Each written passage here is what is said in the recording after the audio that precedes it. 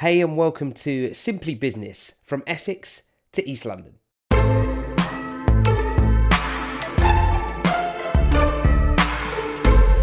On this episode, our guests are Craig and Linda, who run and own Tea Island. We're just going to jump straight into the questions. Ready? Okay, yeah. Okay, so, are Jaffa cakes a biscuit or a cake?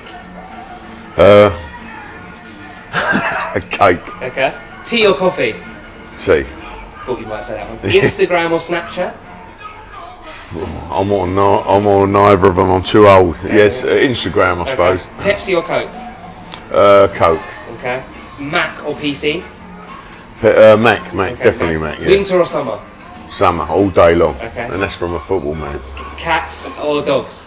Neither, but dogs much better than cats. Yeah. And one I feel really suited to you. Who's going to win the World Cup? England. Yeah? Yeah. Is that no hesitation there? Yeah. Yeah, Straight England. in. Okay, I like that. I like it. Okay, so tell anybody who's listening to this podcast now a little bit about yourself, where you're from, what you're up to, what you do. Just kind of a bit about you, really. Right. Well, my name's Craig Edwards. I was born in Bethnal Green, brought up that way, and been pro boxer, football manager for the last 18 years. Prior to that, semi-pro footballer. So, been very involved in the sporting arena, and I was a football manager, and my wife here, she was a mobile hairdresser, and we had a lot of time on our hands. We should go out, if it was a nice day, we could go and spend the day out, and we might find a little tea room or something, and we thought Hornchurch has got everything, but hasn't got a tea room, and we've been here 10 years, and it was sort of pie in the sky. And then a pal of mine, who's an estate agent, I said to him, look, anything comes up, let us know. And within a week, this had come up, and walked in here, and she fell in love with the place, and put me on the spot, and I thought, and we went for it, and it took us 3 months doing it up, which she designed it all, and as you can see, the place is beautiful. Oh, amazing. So she's done a great job, Yeah. Are you enjoying the good change from being a hairdresser over to now being lead tea lady? I don't know, what's your official title? The boss. Yeah, Boss. Okay. Yeah, boss. I'm the boss. Good. but bosses, they don't normally work this long, but I love it. Honest. Amazing. This is just from hairdressing to this. I mean, I'm a people's person. I just love people too much. Yeah. Good people, nice people. Yeah. But it's a bit of a change. But always been into hosting, and I think I'm a good host. And You've been a great host for me this morning, so definitely. And I think me and Craig, we are a good team. Work well together. Yeah, That's and he's always very good. organised, and he's good with paperwork. Behind every good man's a good woman, so. Yeah. Yes. Yeah. How did you come up with the idea of the business? I suppose you've kind of covered that anyways, in terms of you went to tea rooms anyway, and then you, like you said, you saw a gap that there wasn't anything around here, so that one's kind of fine. Tell the listeners about how you got to the point in your business you're currently at. So how it was starting it until where you are now. Well, to be fair, I tell you, I mean, it was really, really stressful, like doing the place up, and we never, we didn't think we was ready. We had a family gathering, and I told all the family to basically, one of my daughters, she went round with a list, what have we forgot, what haven't we done? And the list was unreal, and I thought, we're nowhere near ready. And we were due to open on the Tuesday, and she was stressed out to her eyeballs. I remember the actual day, this was a Saturday evening, and there was a pile of rubbish ironing the door that we hadn't managed to get, because it's all like a building site, and this is like 2:00, and she was crying, and but we managed to get someone and get it all clear, got it started, and the family were great, and we had a fantastic evening, but we did forget a hell of a lot, and family and friends can be forgiving, customers not necessarily. So I said to her, look, we're not ready for this. I said, we'll put it back a week. She said, we can't, we've advertised it everywhere. I said, well, we'll just re-advertise it. And I said, because we're not ready yet. I said, and we're stressed out. We was working here to midnight, doing the place, up again at 7:00, coming here, and it burnt us out completely. And we went down to where was it? We went. It's near Suffolk somewhere. No, it's a really quiet little place by a castle, and we just chilled out. And the first day we got up, went down to breakfast, and we're always up sort of 7 o'clock anyway. And I had breakfast and went back. I said I need another hour, and she didn't. We fell asleep, woke up 2 o'clock. You know, and it was, and that's all we did that week was like, well, for 3-4 days, was just chill out, went down the river, had a drink, and it was lovely, and it was what we really needed. Came back, had a couple of soft openings with hairdressing customers, only 6-8 people, and then I still didn't think we was ready, and we opened on a Monday.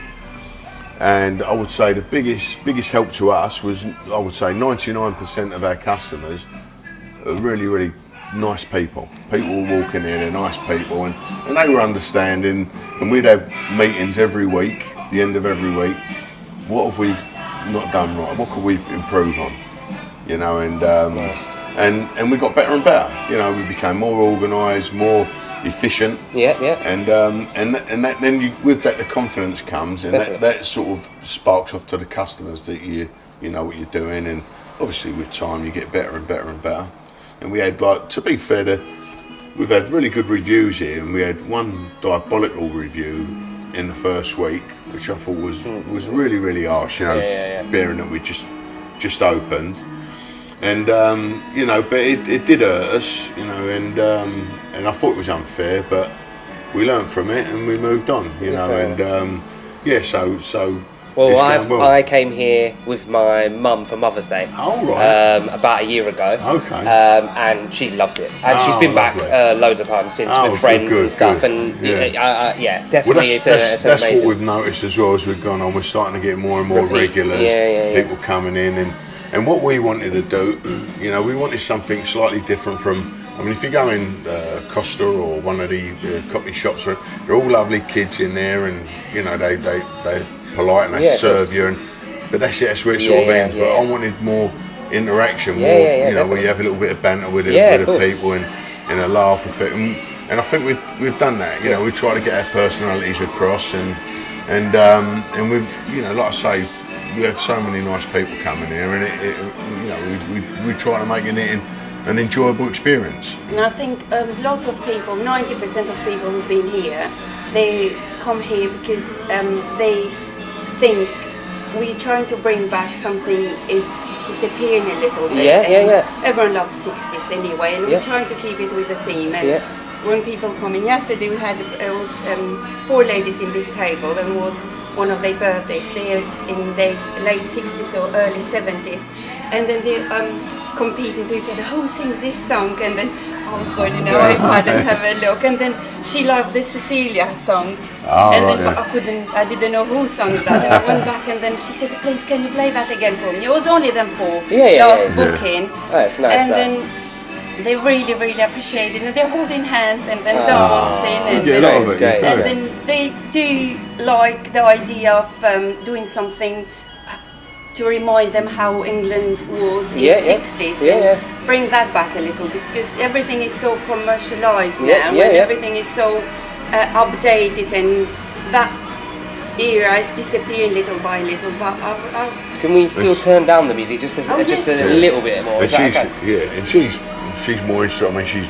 Albanian, born Albanian, and she's more into English, vintage English heritage than I am, which is great. And I'm a very proud Englishman. And so was all that hard work that you went through at the beginning, and all that shit, is it now worth it? Coming on the journey. It was really, really hard. You know, when you think it got to that stage, it's such a hard work. You think, have I made the right decision? Because we both had other jobs, and we were doing all right. And the only thing I can think of, we had more time to spend together and look after the garden, look after the house, and seeing family a bit more often, which most family, they complain we're not seeing them enough. But now we are into kind of organised routine, and we know exactly what's happening. And it feels better, less stressed, like you said, you feel more efficient, more confident, you know, things have taken their and the start we're getting better, you know, so we, you know, one day a week we can leave them with it, and you know, we close Mondays now. Where we open the 7 days and it was too much. Yeah. We close on a Monday, so generally the weekends are very, very busy. Yeah. So Mondays, it's a nice break. And if it's a nice day, well, mind you, even in the winter, we'd close around 3-4 o'clock and we'd go down to Eastbourne. Nice. You know, the flexibility of having your own business allows you to do that. And we'd stay over and make a day, and we'd come back through little villages. And so we're not getting. The only thing is when we used to have quite a few holidays, you know, because we've got family all over the place. Go and see them, and you know, go away. Which now we're tied to the shop a little, but we're sort of going away most weeks, only be it for a day or two. Yeah, but still nice. But you're not getting the longer break because we are working on that. You know, that as they become more efficient, the staff, and you know, you get people in you can trust and work with. It gives you that more flexibility to live your life, if you like. You know, so one of the things I'm asking everyone on the podcast to do is do a little kind of sales advert for why people should come here, why people should come to your shop, why they should enjoy your tea, although they've and all the things you have to offer. Although you've already kind of touched on it, a bit more of a succinct thing is why should people of Hornchurch, people of Essex, people around the surrounding area come and experience your tea island? Well, I mean, you know, obviously we're very biased, but I think it offers something different from any other tea room, from any other shop in Hornchurch. And I would agree. Sitting in the shop right now, it's not. You know, it's like I say, we try to have the interaction with our customers, the music, the whole ambience of the place, the decorations, and how beautiful it is. So I think it's something different. You know, it might not beat the people. I mean, you might get. I mean, we get quite a few younger groups here, which I thought. And when we've had like we have a lot of baby showers, we have a lot of birthday parties, hen parties, wakes, you know. And when they're primarily a younger group, a lot of the time I say to them, "Oh, do you want us to put some different music on?" You know, because we've got playlists in that. I said, no, we love it like this. Yeah, you know? You've created a real atmosphere, a real, like you said, going back to the 60s. I mean, they're sort of appreciating the music, and they weren't even born when it was made, you know. And so, in short words, really, the shop is just cute and unique and friendly, and food is so fresh and just very, very relaxing and welcoming. And it's true. Sitting here now, I can definitely vouch for it. One of my kids, I can't remember which one, said, when I asked him to come with his friends, Josh, the oldest one, he said, it's like grandma's place. I said, well, that is actually a compliment. Yeah. That's what we wanted to achieve. Because when you go around your grandma's, you looked after, and she looks after you. I love that. But funny enough, he's in here all the time now. Particularly we have because we've sort of taken it on Friday nights. Every couple of weeks, we have a singer in, and it transforms nicely into a little wine bar. Yeah. And I would say, and what's great, what I love, because I work and I serving behind the bar, and you watch people walk past the windows, you know, the big windows, and everyone who walks past has got a big smile on their face. Like, we're looking there and thinking they're having a great time in there. Yeah. And all the different, so most of the time, no one knows each other other than their own little group. But people looking as they walk past, I'm sure think it's a big family do, where they're having a great time, you know, and the atmosphere is fantastic. And the last one we have a fella come in every month called Chris James, who's he's a Rat Pack singer, you know, does jazz and all that sort of thing. And he's brilliant. Every time the place, I mean, we only have 26 seated, you know, but it sells out straight away, you know. Nice. And we get such a diverse audience. We get youngsters around the 20s, middle-aged people, and elderly people, and it's just a really good mix. And they all have a great time. Are they still ordering tea though? No, not in the evening. The tea goes on rest, in the evening. Yeah, okay, I thought that. I'm not so good with tea. She does all the teas. Alcohol's my game, Okay, so moving on now to more like current. We talked about how you got here, which has been a great journey. It sounds great. How do you, or have you interacted and engaged with your local community through your business recently? So what kind of things do you do to make sure that you try to include as many of the people in the surrounding area as possible?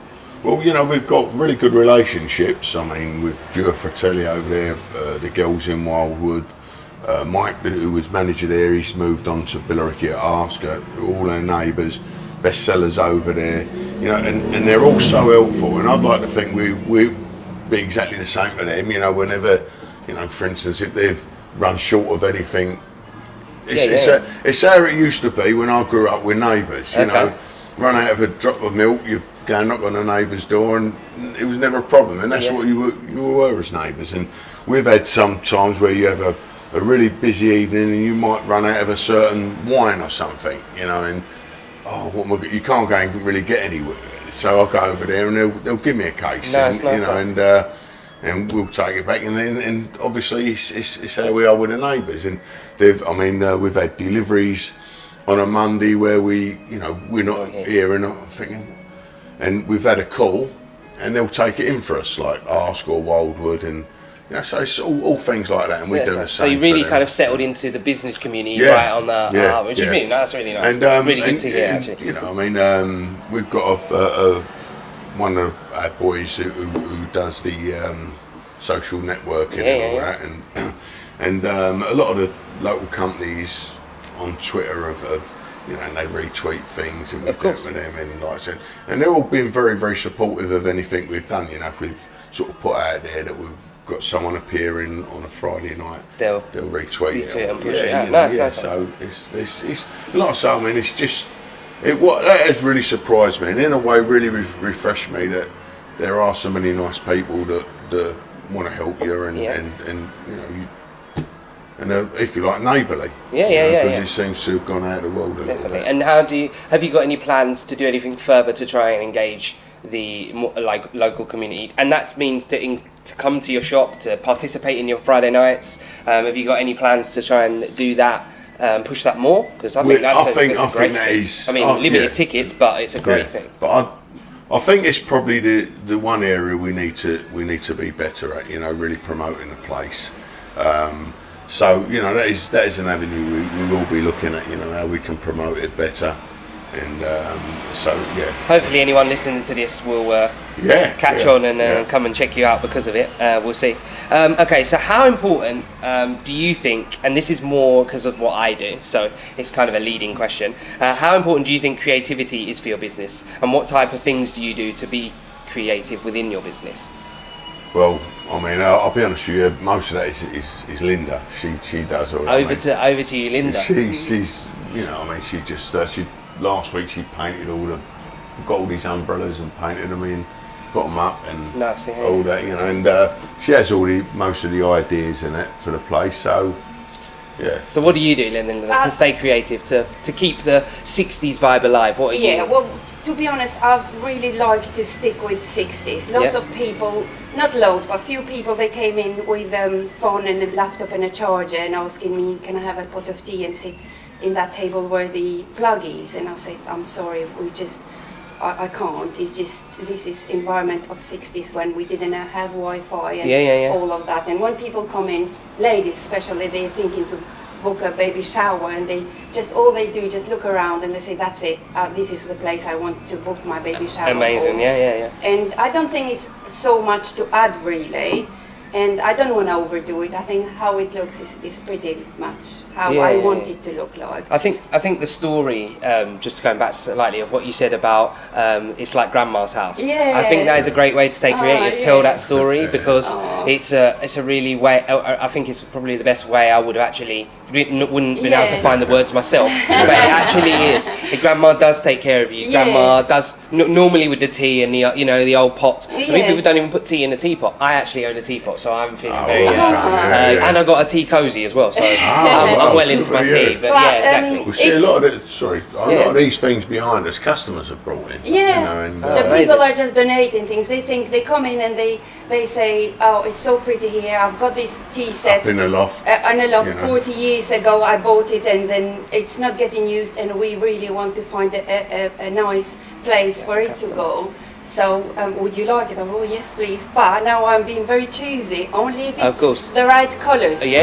Yes. Definitely. But when people come and book, and then it's a group of 25. Every single one of them is one possibility of another customer. Of course, definitely. So and then they bring their moms and they bring their friends. And we had people from California. We had people from China, from New Zealand. We had people from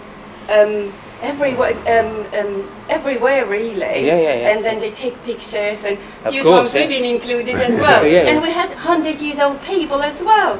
How cute that is. We had a couple, like one was 99, a woman, and the fella was 100, and we had their picture done with them. Amazing. And it was amazing. Yeah. Sounds really good. And funny enough, I mean, you talk about the music and that, there was an old couple come in, and they was, when they come up to pay, it was absolutely beautiful. He said we kept getting up to go, and another song would come on, and we'd have to sit down again. And they said it reminded us of our courting days, and I thought it was so nice, you know. To be told, definitely. Again, that was a great story. What avenues are you doing to advertise your business? So, what have you chosen, and what do you think has been the most effective for you so far?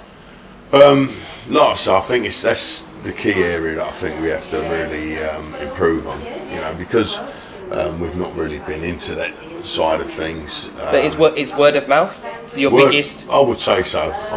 Word of mouth. Like I say, the boy does a very good Facebook page. Yeah, I've seen the Instagram as well. It's really good. Yeah, he does that. Yeah, and you know, we put things on Twitter, but we're not really. I don't think great. Our website is okay. Do you do like posters though, leaflets? Is it a case of networking, telling people about it? We do. Like we had a big Christmas promotion. Nice. We did a Christmas art and MT, and we did a big promotion on that with flyers, etc., etc. I think the Friday night theme we have to really work on, because I'm definitely going to come. If we, for instance, we didn't book tickets and that, or we didn't sell it prior, and we thought, we'll open Friday night, we'll get a singer in. I think we'd be lucky if we get 3 people walked in here as walk-in customers. Okay. Because they still sit as a tea room. Yeah. And I would be no different. I wouldn't be thinking to myself, I'm going to go to a tea room for a drink on a Friday night. You know, I think what we need is to be able to change the signage into so it becomes a wine bar of an evening. You know, to transform it. So people walking past will say, it's a little bar. And it's a lovely bar, you know, and great space, really great space. You know, we've got great wines. Everything here is like the wines, the prosecco. I get a lot of stick off of the girls that come in there, because I tell them, you will never have tasted a better prosecco than ours. And you know, we have a big baby shower, and generally the answer will be, we see about that. And then touch wood, just over a year, no one said, well, actually I have. They'll love it. Wines are very nice. The beers are all good beers. So you know, we try to do the best stuff we can. If you had to say, what was the one unique thing about your business? If you had to pick one unique thing, one thing that sets you apart from everyone else. I think, you know, without sort of staying up, it's the uniqueness of it, the different, you know, how different it is from anything else. Yep. I've never been to any place like it, you know, and we've developed that as we've gone along. Yep. Even now, like with my brother and a couple of my cousins, because when we close Friday, they come down, because they used to go to a meet up, have a drink on a Friday afternoon. Yeah. They like to come and sit outside now, just and have a little drink, and we have the tables outside, we sit and have a drink, and it's lovely, you know, and it's a really relaxed atmosphere. She put on some snacks for us, and which we do on a Friday night as well, and it's just a nice environment. I think another thing is your adaptability with the fact that it is what it is, this 60s environment, but the way you can adapt it to be during the day, you get your tea, and at night you have a little old like wine bar feel. I think that's very unique in itself. I know not a lot of people are doing that. Funny enough, we're talking about the music. We did have a group of girls come in, and they said, we love the 80s, and I had an 80s playlist, and it was unbelievable. It went really, really well, and So yeah, we try to adapt. We try to, you know, we do our best to please everyone. You can't. No, not at all. I've got something in the office of football, like where it says, I can't even remember it, but it was words to the effect of like, you can't please everyone, and I don't know the recipe of success. But the recipe for failure is trying to please everyone. You can't. Yeah. It's great. But you know, or words to that effect. But you can't please everyone. But you can try to please everyone. And if you do everything you can, you do. Unfortunately, you do get people that are miserable. They come in and they wanna be right. I'm a critic here, and instead of just coming in and enjoying it for what it is, you know. But you know, that's what you get. And then I think what people are finding really, really good about our tea room is we do ask people what they like, what they don't like. Is there anything you want me to get out of the way a little bit? And this lady, she only likes smoked salmon for afternoon tea, but we don't include smoked salmon. And she said if she can bring a little bit of smoked salmon and do the rest out. And I said, well, of course.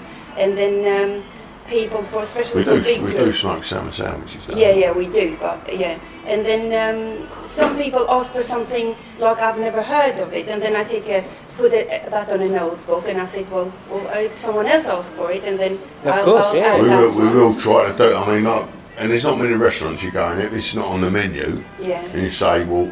And they say, well, okay, we'll get that for you, or we'll try and do that for you, you know. So I feel like you're really focusing on customer experience as well. Yeah. That they come in here and they have an experiance, and then to add to the experience, tell us what more you want, and I think that's that's really great. We're like any business, any like football team, any footballer. You make mistakes, you know. You do. Everyone does. We try to learn from them. And we do our best not to let them happen. But, okay, so the future. Only a few more questions, I promise. Yeah, no worries. The future. So, what are you most excited about for the next 12 to 18 months with Tea Island? Well, just basically every day brings a new challenge. Every day brings new people in, and I would just like to see it become an established part of Hornchurch, of the community, and where people think, well. You know, they're walking past. Oh, we're going there. We'll have a nice hour or so. Yeah.